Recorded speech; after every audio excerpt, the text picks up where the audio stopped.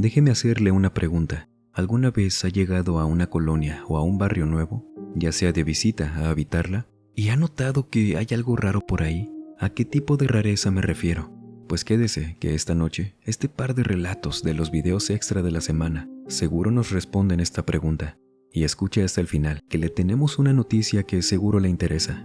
Bienvenidas damas, bienvenidos caballeros. Vamos a aprovechar que ya estamos por aquí y permítame acompañarlos durante cualquier actividad que estén realizando o pónganse cómodos. Vamos a desconectarnos un ratito del estrés y de la prisa del mundo exterior y mejor preparen y acompáñenos con la bebida de su preferencia y Andrés Pascal, quien desde Morelos, México, nos cuenta el primer relato. Fue en el año 2004 que me mudé a una colonia nueva, aquí en Zacatepec de Hidalgo, a las orillas, y esta colonia tenía apenas un par de meses que se había terminado de construir. Constaba apenas en ese entonces de 2 cuadras y unas 10 casas. No era tan cómodo el asunto por allá, porque en esos años no tenía cerca ni una tienda de abarrotes, locales de comida, todo este tipo de negocios. De hecho, en la parte de atrás de esta colonia no había nada, más que un monte inmenso, muy extenso, el cual era bastante imponente. Y sabía que unos kilómetros más adelante, de puro monte, estaba el Panteón de Santa Rosa. No era por ahí la entrada, era por otra parte. Pero si caminabas por el puro monte, llegabas directo. Sin embargo, se nos dijo que después se construiría otra parte de la colonia, por ahí por ese monte, pero hasta que se vendieran todas las casas que había en esa colonia, que eran casas modestas, no sabíamos cuánto tardaría, porque sí era extraño ser vecino de un monte así, tan desolado. La ventana de mi cuarto daba vista completa a esa parte, que cuando era de noche y había luz de la luna, aún así se veía muy oscura. Lo peor del caso es que mi patio también daba directamente hacia allá, ya que estaba al fondo de la colonia, algo que no pensé que me fuera a traer tantos problemas, o al menos no tan pronto, pues apenas pasaron 2 semanas desde que me mudé ahí, que empezaron a pasar cosas muy raras en la casa. Mis primeras sospechas de que algo andaba mal se levantaron cuando mis perros empezaron a inquietarse por las noches. Tenía 2, vivía solo con ellos, y es que a pesar de que pudieran estar por toda la casa, incluyendo el interior y el patio, me di cuenta de que a partir de las 10 de la noche, que era cuando ya me estaba durmiendo, se comportaban sumamente alterados. Primero, pasaban mucho tiempo afuera, ladrando constantemente hacia la pared. De repente se metían corriendo con la cola entre las patas para esconderse en uno de los rincones de mi habitación, adentro de un closet, y de ahí ya no salían en toda la noche, se quedaban temblando. Era muy difícil sacarlos de ahí, por más que les hablara de que salieran, que vinieran conmigo y ya no salían. Al cabo de 3 noches yo los seguía cuando esto pasaba. Me quedaba un rato afuera, esperando encontrar con lo que estuviera causando esto, porque siempre era lo mismo. Sin embargo, poco a poco mi curiosidad se fue convirtiendo en miedo, debido a que comencé a sentirme muy extraño. Yo pensaba que era algún animal, uno que quizás andaba por ahí, que no hacía ruido, pero mis perros sí lo escuchaban. A lo mejor lo olfateaban cerca, tal vez detrás de la pared del patio, pero no me explicaba por qué se comportaban así de repente. Eso de salir corriendo hacia la habitación y por qué yo me empecé a sentir con miedo. Me sentía vulnerable dentro de mi casa y eso que yo no pensaba en nada paranormal en ese punto. Y conforme le fui poniendo atención a el comportamiento de mis perros a la noche, no sé si esos ruidos siempre estuvieron o quizás ahora sí los podía escuchar, porque no lo sé, pero eso se estaba acercando a la casa. Pero cuando ya nos metíamos, oía como si fueran pisadas que recorrían el exterior de la casa. En las noches siempre era a esa hora. Era como si un animal no tan grande anduviera caminando detrás de las paredes de la casa. Y en esos momentos era cuando mis perros ya no salían de la habitación. Yo seguía pensando que tal vez se trataba de un animal salvaje, era muy posible por el monte. Por eso me acerqué con mis vecinos para preguntarles. Lo raro fue que noté que nadie quería tocar el tema. Les preguntaba y por más que estuviéramos hablando bien, me decían que no sabían y cambiaban el tema o simplemente se tenían que ir en ese momento. Aunque una vecina, que tampoco me dijo mucho, me preguntó cuando le conté esto, que si creía en Dios. Le dije que sí, soy católico, y ella solo me recomendó rezar por las noches. Le pregunté que por qué y, al igual que los demás vecinos, sacó una excusa para dejar de hablar conmigo, y como no les tenía mucha confianza aún, no pude insistir en que me dijeran. Esta situación escaló tanto que a mis perros y a mí nos aterraba la simple idea de que llegara la noche, y hablo por ellos porque de noche cambiaban mucho su comportamiento a diferencia de los primeros días. Ellos ya no salían desde que empezamos a escuchar esos pasos. Apenas anochecía y ni ellos ni yo salíamos. Pero ahora que recapitulo mi experiencia, siento que ese fue el error, porque de alguna manera intuí que aquello que estaba afuera no solo se estaba acercando cada vez más, sino que parecía que sabía que mis perros ya no estaban tan a la defensiva como antes, pues ahora escuchábamos aquellas pisadas en el patio. Solo que al encender las luces, cuando me levantaba rápido por si era alguna persona, todo se quedaba callado, no había nada. En una ocasión decidí invitar a unos amigos míos a cenar, unos amigos cercanos, para ver si lo que nos estaba merodeando por ahí aparecía. Aún no les había dicho nada acerca de esto. El detalle fue que aquello no ocurrió a la hora habitual, sino cuando únicamente quedábamos solo un amigo y yo, quien se quedaría a pasar la noche. Él sintió lo mismo que yo sin que yo le dijera nada de lo que estaba ocurriendo, se los repito. Y es que él estaba dormido en la sala de la casa. Tenía uno de esos sofás que se hacen cama, y me tocó la puerta en la madrugada. Salgo de mi habitación y me dice: Andrés, se me hace que hay algo afuera de tu casa. Yo no sé si sea una persona, pero un animal no. Me da pena decirte, pero me da mucho miedo estar aquí. Fui con él a la sala y nos asomamos por la ventana, hacia el frente, donde estaba el bote de basura, y me dijo que si se tratara de un animal, este ya hubiera sacado las bolsas de basura. Y esa noche yo no lo escuché, pero me dijo él que unos pasos afuera de la ventana de la sala lo habían despertado, pero que esas pisadas no eran de animal. Me dijo que en mi casa se sentía vulnerable por lo que estaba afuera. Me dijo que no escuchó que algo trepara la barda, que rascara la pared o hiciera como animal. Solo esos pasos. Él escuchaba entonces lo mismo que yo. Ahí entendí el porqué de la renta tan baja, pero en serio, era exageradamente barata. Algo había en esa casa, en esa colonia, que a lo mejor, y a pesar de que era nueva, los dueños sabían algo que me la dejaban así por ese precio. A mí me daba la sensación de que mis vecinos sí sabían qué era lo que andaba por ahí. Aún así, hacia los demás, me mostré escéptico ante todo. Me aferré a la idea de que tenía que ser un animal. Pensándolo bien, ¿qué más podía hacer? De forma que el amigo que se quedó conmigo esa noche, días después, me prestó una trampa que usaban para los jabalíes, porque él se iba a la sierra con su papá, por eso tenía trampas así. La puse en mi patio. Era como un cepo, parecida a las trampas para osos, pero mucho más pequeñas. No pensaba salir en cuanto capturara algo, si es que caía.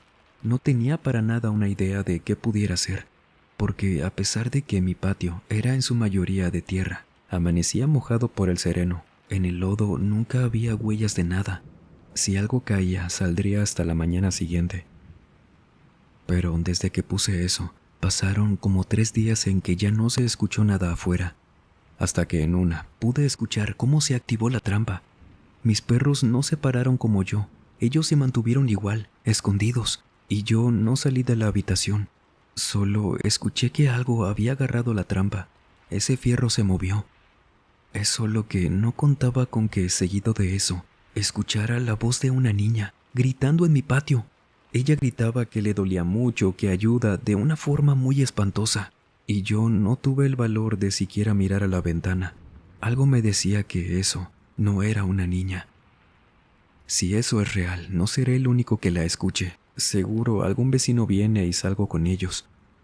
Fue lo que me dije, pero algo de estar escuchando a esa niña quejándose afuera, gritando de esta manera, algo me decía también que solo yo la estaba escuchando, ya que después de 1 minuto o un poco menos, dejó de gritar, y toda la colonia se quedó callada otra vez.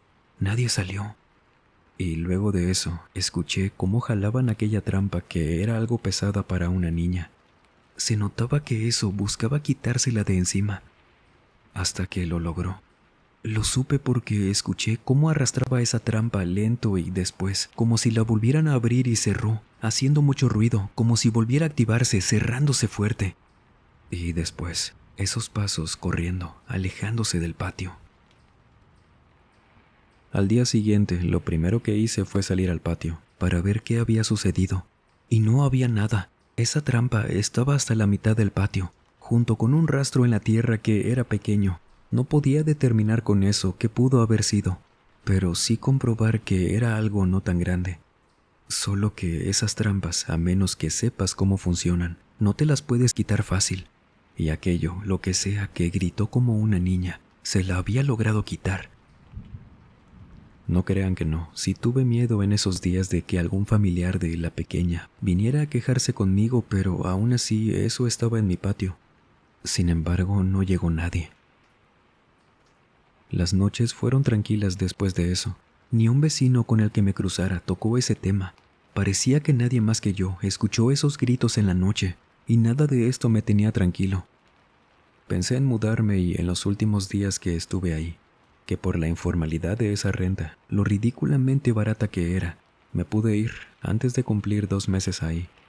Y en la última semana que la pasé en esa casa, esos pasos habían empezado a sonar otra vez afuera de mi casa, en mi patio. Y era demasiado extraño el escuchar no que alguien caminara en mi techo, sino en la pared. Alguien estaba caminando por las paredes, sin hacer un solo ruido más que ese. Y en esa semana que escuchamos eso, que ya no podía dormir, mis perros habían dejado de comer. Me fui de esa colonia sin saber qué demonios había pasado. ¿Qué fue eso que nos visitaba en las noches? Mis vecinos jamás me dijeron nada, y apenas nos cambiamos de ahí, mis perros volvieron a estar como si nada. Algo había en esa colonia que seguro los vecinos conocían muy bien, pero yo no estaba dispuesto a quedarme para saberlo. Cuando escuchamos historias como estas, con estas características de eso que merodeaba por ahí, ¿qué se le viene a la mente? ¿Qué cree que haya sido eso? Muy extraño, ¿no? Piénselo, en lo que Carlota R., desde Medellín, Colombia, nos cuenta esto. Esto que les voy a contar involucra a alguien que conocí hace muchos años, cuando estudiaba la universidad allá por el año 87, y prefiero no decir en cuál, ya que esto no tiene que ver conmigo, directamente no, sino con un compañero de la universidad que conocí, gracias a un trabajo en equipo que nos encargaron durante ese semestre, en el cual tuvimos que reunirnos en diferentes lados. Primero lo hacíamos en la escuela, pero debido a la distancia, el transporte y los horarios, estuvimos alternándonos en casa de cada uno de los integrantes del equipo. Todos estábamos de acuerdo, servía que nos conocíamos mejor, todos eran excelentes personas. Sin embargo, este chico en particular se mostraba un poco cerrado en cuanto a ir a su casa, y con justa razón, pues este es el motivo por el que les hago llegar esto. Nosotros únicamente sabíamos que tenía una hermana menor de 12 años. Era lo poco que nos había contado. Si llegábamos a tocar el tema de ir a su casa para continuar con ese trabajo, él solo decía que podría ser complicado trabajar ahí, porque su hermana, ella tenía una condición que quizás podría ser un contratiempo, y por ello jamás le insistimos en ir. Le dijimos que sin problema pondríamos otra vez alguna casa de alguno de nosotros. Pero él, después de un tiempo de conocernos y que se llevara también muy bien con nosotros, nos dijo que fuéramos, que vería cómo le haría con ese tema, que no se le hacía justo que solo nosotros pusiéramos la casa. Lo primero que noté cuando llegamos a su casa, que era muy bonita, cerca de la comuna número 13, una casa como las de alrededor de por ahí, nuevas. Lo que noté fue que cuando conocimos a su madre y después a su hermana, fue la peculiar forma de vestirse de la pequeña, pues traía puesto un vestido blanco y un cordón de algodón del mismo color. Este iba amarrado en su cintura. Sí se veía algo antiguo incluso para esos años, pero lo que más me llamó la atención fue la forma en que nos recibió, ya que para su edad, Considero que no solo era muy educada, sino que tenía un lenguaje muy formal. Estábamos, por ejemplo, trabajando en nuestro proyecto de arquitectura, y ella estaba muy interesada en el tema. Nos hizo varias observaciones a nivel técnico que no habíamos considerado, por lo que pensamos que se trataba de una niña prodigio o algo así. Aunque también nos dimos cuenta de que mi compañero, el dueño de la casa, no se sentía tan cómodo cuando interactuábamos con ella. En un momento de esa tarde, su madre y su hermana se retiraron a una habitación al fondo de la casa, y con el pasar de las horas vimos cómo entraban y salían algunas personas de la casa, dirigiéndose a ese cuarto en particular. Nadie preguntó obviamente por qué. No pensábamos incomodar si nuestro compañero no quería explicarnos. Hasta que a eso de las 6 p.m., esta niña salió de aquella habitación. Caminó por toda la casa y todos la vimos. Ella estaba viéndola a detalle. Era como si nunca hubiera estado ahí. Y cuando dio con nosotros se acercó bastante curiosa. La cuestión es que cuando nos habló, lo hizo en inglés, con un acento parecido al europeo, de esos que a veces cuesta entender en ciertas palabras. Yo decía que era un acento británico, aunque otra de mis compañeras decía que era más como irlandés. Esto lo platicamos cuando nos fuimos ese día. Pero eso no fue todo, ya que el tono de su voz era muy diferente. No era el de una niña de su edad, sino el de una mujer mayor, como de unos 40 años. Se los juro, ese día todos nos quedamos congelados cuando la escuchamos hablándonos así.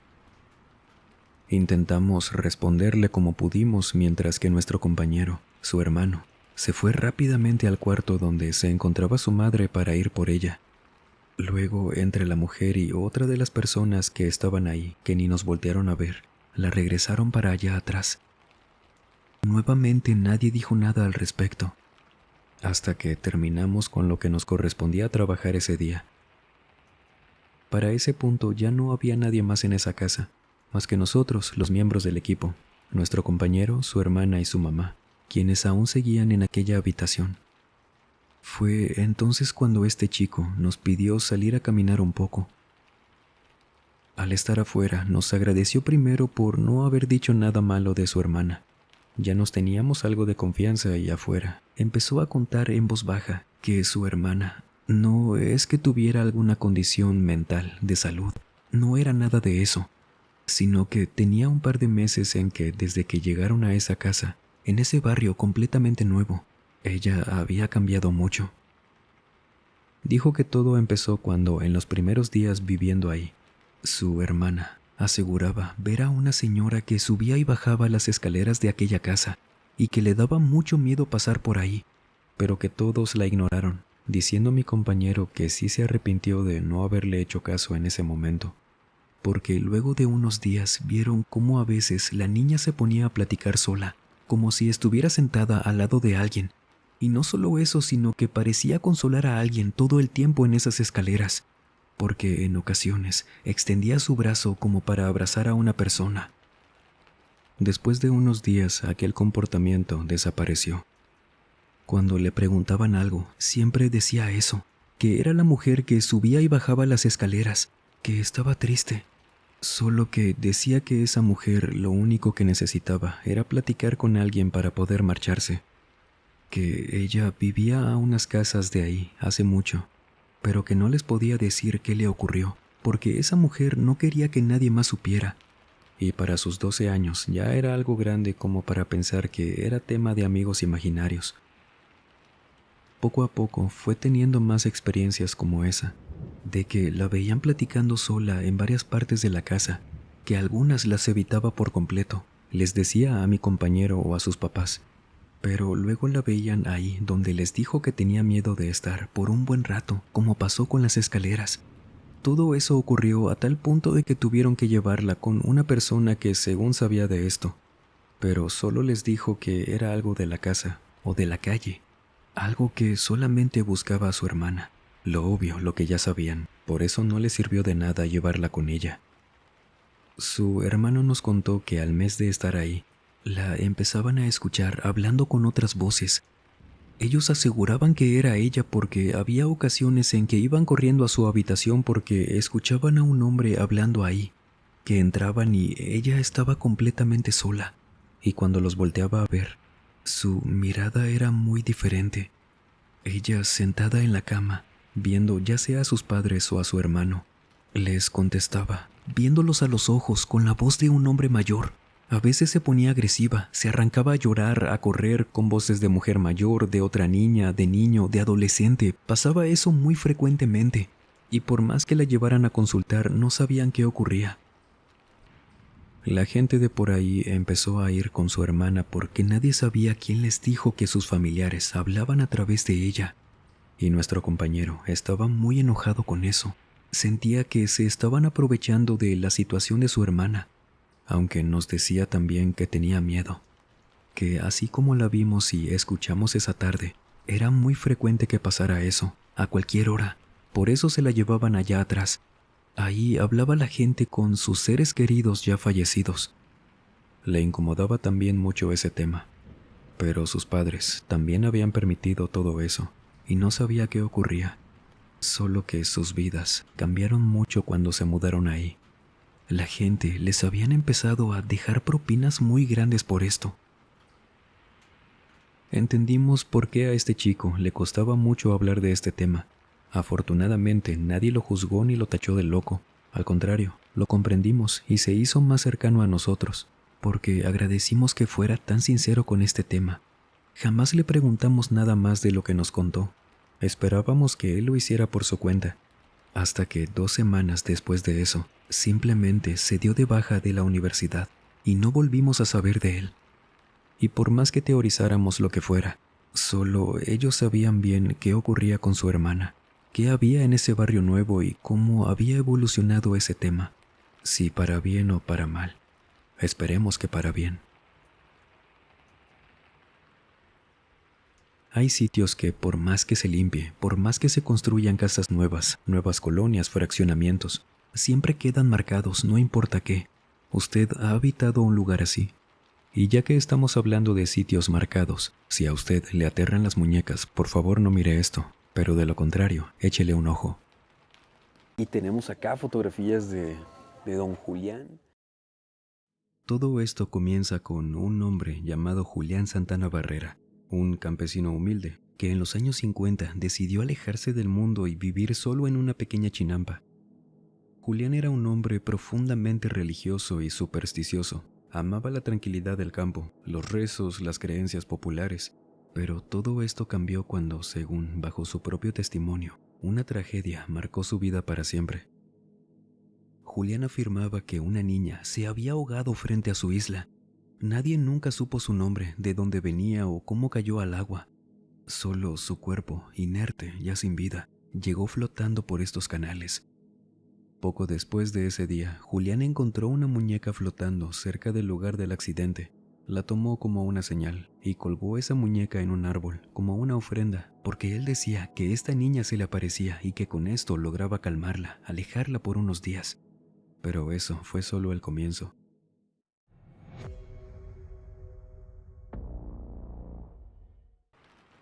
Pasé un día en la Isla de las Muñecas y el recorrido junto a su historia ya está disponible en Misterios de la Fogata, nuestro segundo canal. Es una entrega muy interesante, se lo aseguro. Imagínese un lugar repleto de muñecas. Le dejo el enlace en el primer comentario. Muchas gracias por acompañarnos por allá. O si usted tiene algún relato para contarnos, por favor, escríbanos a través de cualquier medio que le facilitamos en la descripción o en el comentario fijado. Siempre es un gusto. Y sin más por agregar, les mando un muy fuerte abrazo. Nos vemos en el próximo video. Y el último en salir, por favor, apague las luces y cierre las puertas del mausoleo. Buenas noches.